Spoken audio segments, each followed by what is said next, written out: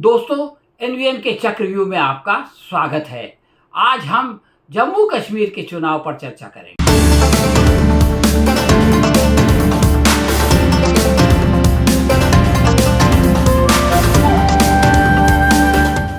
दोस्तों, एनवीएन के चक्रव्यूह में आपका स्वागत है। आजकल सारे मीडिया पर हरियाणा के चुनाव और उसके नतीजे छाए हुए हैं। ऐसा लगता ही नहीं कि हरियाणा के साथ जम्मू कश्मीर में भी चुनाव हुआ। और मैं आपको बता दूं कि अगर हरियाणा में बीजेपी हार जाती और जम्मू कश्मीर में जीत जाती तो ये सारा मीडिया भूल जाता कि हरियाणा में भी चुनाव हुए हैं और जम्मू कश्मीर की चर्चा करता रहता। तो खैर, ये तो मीडिया का मामला है। लेकिन प्रश्न ये है कि आखिर हरियाणा में बीजेपी कैसे जीती और जम्मू कश्मीर के मतदाताओं ने किस तरह से भाजपा को मुंह के बल गिरा दिया। तो आज हम उसी पर चर्चा करेंगे। देखिए, बीजेपी का इतिहास उठाकर आप देखिए तो वो पहली मर्तबा किसी की सहायता से किसी भी राज्य में जाती है। हरियाणा की मिसाल लें तो हरियाणा में ये लोग जो है वो लोक दल की मदद से गए थे। उसके बाद आप महाराष्ट्र को देखें तो महाराष्ट्र में ये लोग जो है वो शिवसेना के कंधे पर चढ़ के आए थे। उड़ीसा में ये लोग बीजू जनता दल के जूनियर पार्टनर थे। गुजरात, मध्य प्रदेश, उत्तर प्रदेश और राजस्थान में भी ये लोग जनता पार्टी का मुखौटा चढ़ा कर सरकार इन लोगों ने बनाई थी। लेकिन हर बार इन्होंने ये किया कि जिसकी मदद से इन्होंने सरकार बनाई उसी की पीठ में छुरा घोंप दिया। और जम्मू कश्मीर भी इसमें कोई अपवाद नहीं है। जम्मू कश्मीर में जब 2014 के आखिर में चुनाव हुए तो इन्होंने पीडीपी का बहुत विरोध किया और पीडीपी ने भी इनका बहुत विरोध किया। दोनों ने अपने अपने मतदाताओं को एक दूसरे से बहुत डराया। लेकिन जब चुनाव हो गए और नतीजे आ गए और दोनों जो है वो बड़ी पार्टियां बनकर उभरी, पीडीपी सबसे बड़ी पार्टी, नंबर 2 पे बीजेपी, तो इन दोनों ने हाथ मिला लिया। इस प्रकार पीडीपी का मुख्यमंत्री और बीजेपी का उप मुख्यमंत्री हो गया। हाँ तो दोस्तों, ये 10 साल पुरानी बात है। उसके बाद वो सरकार 4.5 साल तक चली और फिर अचानक अपना मुख्यमंत्री जम्मू कश्मीर पर थोपने के लिए बीजेपी ने बहुत सारी चालें चली। उसमें सबसे पहली चाल तो ये थी कि बीजेपी ने खुद अपनी ही सरकार गिरा दी। ऐसा कभी नहीं होता कि केंद्र सरकार अपनी ही सरकार गिरा दे, यानी जिसमें वो शामिल है उसी को गिरा दे। जम्मू कश्मीर में ये हुआ। उसके बाद इन्होंने अपना जो पुराना राग था 370 को खत्म करने का, संविधान से उसको अचानक पार्लियामेंट में खत्म कर दिया। और फिर आगे चल के डिलिमिटेशन की मामला लाए तो उससे जो जम्मू और कश्मीर में जो सीटों का फर्क था उसको कम किया गया। उसके बाद इन्होंने जो है वो पहली बार कश्मीर में रिजर्वेशन का मामला किया। इन्होंने कहा कि हम वहाँ के ट्राइबल्स को रिजर्वेशन देंगे। और फिर इनके सज्जाद लोन और अल्ताफ बुखारी तो थे ही थे इनके कठपुतली। लेकिन इस बार चुनाव में 40% आज़ाद उम्मीदवारों की सुनामी आ गई। इन लोगों ने जेल में बंद इंजीनियर रशीद को, जो कि पार्लियामेंट का इलेक्शन बहुत जोर शोर से जीते थे, उनको जो है वो पेरोल पे छुड़ा दिया। जमात इस्लामी जम्मू कश्मीर पर पाबंदी है, इसके बावजूद उनको जो है वो अपने आज़ाद उम्मीदवारों को खड़े करने की अनुमति दी। और फिर एक हिंसा का सिलसिला आप ये देखें कि जब से ये नई सरकार आई है हर हफ्ते कोई ना कोई मुठभेड़, हर हफ्ते कोई ना कोई सैनिक की हत्या और उसके जवाब में कुछ जो है वो मिलिटेंट्स की हत्या, ये सिलसिला भी जो है वो चलता रहा। इसके बावजूद, ये सब करने के बावजूद भारतीय जनता पार्टी इस बार अपनी सरकार बनाने में विफल हो गई। जम्मू कश्मीर में किसी की जूनियर पार्टनर भी नहीं बन सकी। नेशनल कॉन्फ्रेंस और कांग्रेस ने मिलकर उसको पूरी तरह से हरा दिया। हाँ तो दोस्तों, भारतीय जनता पार्टी ने चुनाव जीतने के लिए ये जो षड्यंत्र रचे, इसको जो है वो गहराई में जाकर के देखना जरूरी है।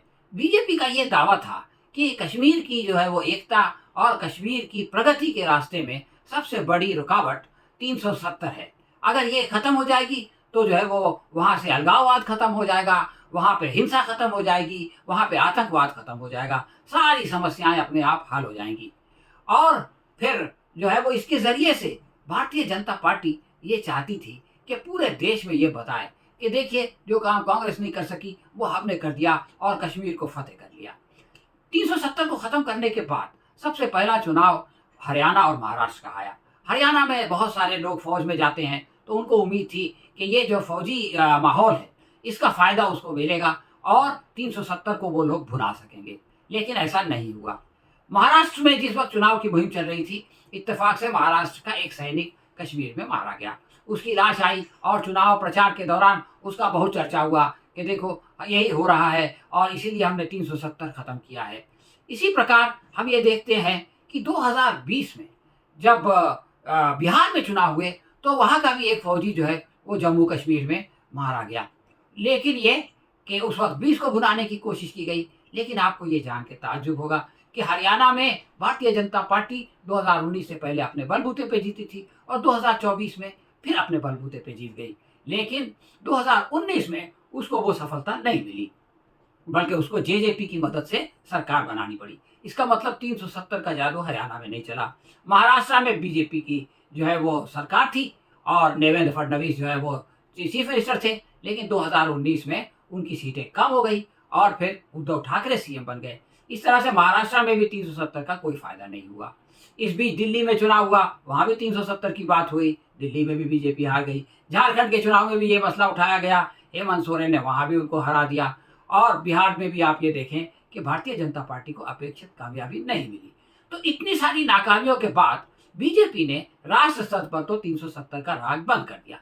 लेकिन कम से कम जम्मू कश्मीर में इस बात की उम्मीद थी कि वो जो है 370 का फायदा उठाएगी, इसलिए कि उसका कहना यह था कि ये जो है वो जम्मू कश्मीर के लोगों के दिल की आवाज़ है। अब अगर 370 उनके दिल की आवाज़ होती तो फिर वो इस चुनाव में क्यों हारते। वो तो खैर ये हुआ कि इस हिंसा की वजह से जम्मू के जो लोग हैं वो लोग जो है उन्होंने अपने अंदर एक तरह का इनसिक्योरिटी महसूस किया, असुरक्षा की भावना से जो है वो डर के उन लोगों ने भारतीय जनता पार्टी को वोट दे दिया, वरना उनकी जो ये 29 सीटें हैं वो भी नहीं आती। कश्मीर से 370 हटाने के लिए भारतीय जनता पार्टी ने ये भी कहा कि हम जो है वो कश्मीर को जो बहुत स्पेशल प्रिविलेज हासिल है वो ख़त्म करना चाहते हैं और दूसरे राज्यों के उसको बराबर करना चाहते हैं। लेकिन आप ये देखें कि भारत में कई यूनियन टेरिटरीज थी जिनको आगे चल करके राज्य का दर्जा दिया गया, जैसे गोवा को राज्य का दर्जा दिया गया, जैसे दिल्ली को राज्य का दर्जा दिया गया। परंतु ऐसा कभी नहीं हुआ कि पहले कोई राज्य था उसको जो है यूनियन टेरिटरी बना दिया गया। ये काम सिर्फ जम्मू कश्मीर के साथ हुआ। तो क्या ये लोगों के साथ बराबरी का सुलूक है? आप ये देखें कि भारत के अनेक राज्यों में 371 लगा हुआ है, उसको कोई प्रिविलेज नहीं कहता, उसको कोई हटाने की बात नहीं करता। लेकिन कश्मीर की 370 को इन्होंने जो है वो प्रिविलेज बना करके उसका एक हवा खड़ा कर दिया। इसी तरह से आप जम्मू वालों को देखें, उनको बहुत सारी जो है वो इससे सहूलत मिलती थी, बहुत सारा प्रिविलेज जो है वो जम्मू के हिंदुओं को भी मिलता था, वो भी खत्म हो गया। उनको बहुत सारा रिजर्वेशन मिलता था, कारोबार में बाहर वालों को आने की रुकावट थी, वो भी खत्म हो गया। दुनिया भर के लोग और गुजरात के लोग खास तौर से उन्होंने जा करके जम्मू वालों के धंधा व्यवसाय पर हाथ मार दिया। इसी प्रकार आप देखें कि पहले जो है वो राजधानी 6 महीना श्रीनगर और 6 महीना जम्मू में होती थी, भारतीय जनता पार्टी ने वो भी खत्म कर दिया।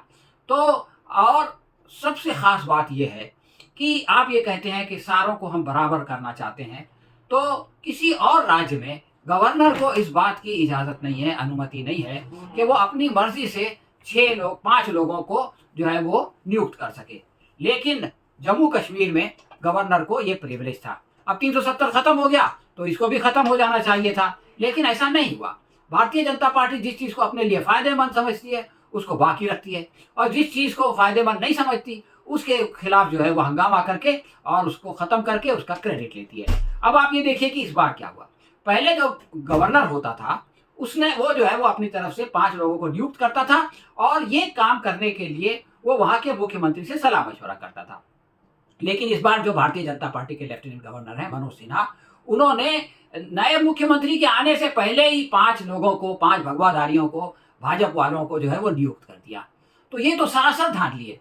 दिल्ली का लेफ्टिनेंट गवर्नर तो किसी को नियुक्त नहीं करता, लेकिन जम्मू कश्मीर का करता है, और फिर ये कि वो इसके लिए मुख्यमंत्री से मशवरा भी नहीं करता। तो क्या ये जो है वो सारे राज्यों के साथ बराबर का सुलूक है?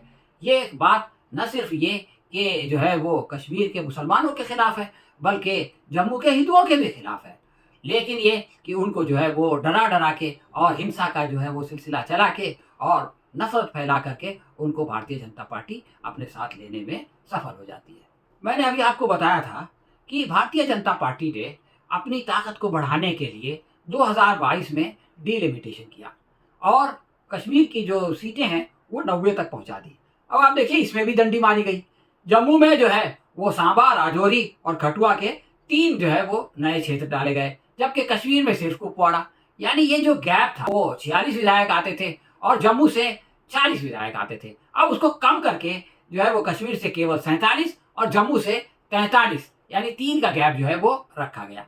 इसी प्रकार आप ये देखें कि जम्मू कश्मीर में पहली बार वहाँ के जो मतदाता हैं उनके अंदर फूट डालने के लिए और वहाँ पर जात पात की राजनीति करने के लिए शेड्यूल्ड ट्राइब्स के लिए जो है वो 9 सीटों को रिजर्व किया गया, आरक्षण दिया गया। इनको ऐसा लगता था कि हम जो है वो लोगों पर ये एहसान जताएंगे कि देखो हमने जो है वो तुम्हारे लिए ये सीट रिजर्व कर दी है, इसलिए आप हमें वोट दो।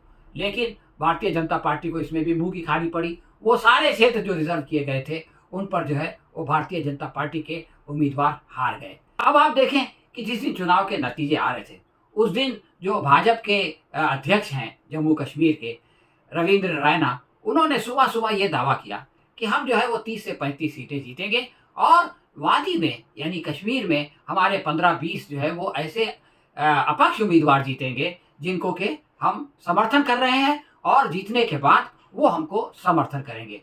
तो इस प्रकार आप ये देखें कि उन्होंने स्वीकार कर लिया कि ये जो आज़ाद उम्मीदवारों की, अपक्ष उम्मीदवारों की जो फौज खड़ी है वो दरअसल बीजेपी की बी और सी टीम है। दोस्तों, जम्मू कश्मीर में भाजपा के 3 तो अधिकृत कठपुतली थे, यानी सबसे पहले गुलाम नबी आज़ाद जिन्होंने कि कांग्रेस छोड़कर अपना नया पक्ष बनाया, इसी तरह से अल्ताफ बुखारी और सज्जाद लोन। जनता ने इन सबको रिजेक्ट कर दिया।